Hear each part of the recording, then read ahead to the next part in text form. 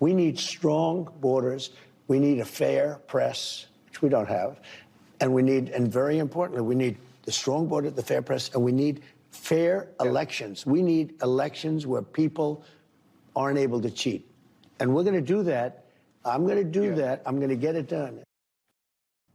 That was just a few seconds of President Trump's interview with NBC Fake News that aired before the big game last night on network television. And as the afternoon, the president participated in yet another TV interview because he can't stop doing interviews. But unlike his predecessor, Sleepy Joe Biden, Americans are used to the president making himself available and accessible to the news media all the time, every single day. In fact, new data compiled by a professor emerita, no less, at Towson University, Martha Kumar, tracked the President Trump's interactions with the news media over just more than a year now into his second term and found that President Trump had at least 493 exchanges with reporters, and each one taking multiple questions, of course, including 153 interviews, 327 question and answer sessions, and 13 formal press conferences.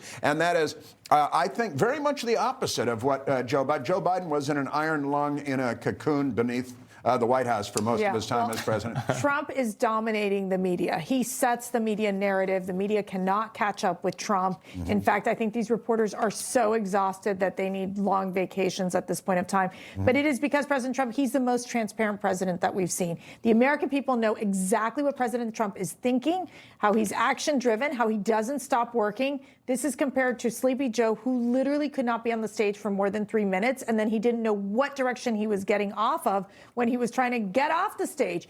Complete contrast, and it's why I think you're seeing, like, even for journalists, they like the fact that President Trump is so accessible. Even, Matthew Foldy calls him once. Yeah, I mean, according to that, look, Towson is no University of Maryland, but according to these numbers, depending on how they're counting interviews, 153 interviews, I've interviewed President Trump 3 times. So that would mean that I've done, your baby can correct me if I'm wrong, from in there, I think about 2% of Trump's interviews. And look, to Jason's point earlier, Trump is the worst Soviet ever.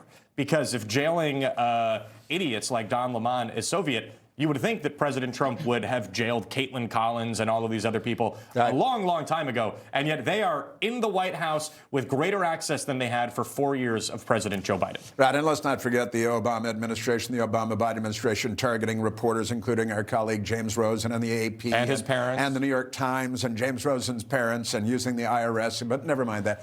President Trump now has averaged more than 2 media sessions per workday, gets a Sunday off here and there, in the first year and a couple of weeks into his second term as president, compared to Sleepy Joe Biden, who held, 266 total exchanges over the course of 4 years, not 1 year, at an average of 1 per day in his first year in office. And, that number, of course, dramatically declined further into Biden's term as president because his brain died. And it also became glaringly obvious. So if you are a part of the press pool and, you have to submit your questions to Biden.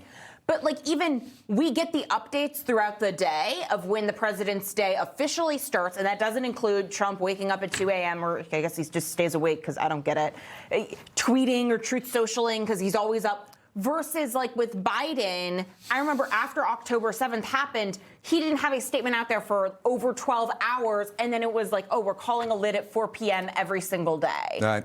Yeah. And given how Biden treated Israel by embargoing weapons, maybe it was good that he didn't do that many statements. Now, and the press loved Biden and they loved Biden. They would give the questions in advance. We've seen photos of them holding these questions. And he needed the note cards to be like, oh, this reporter, her name is Jane Smith. Right. Yeah, not the smartest guy ever.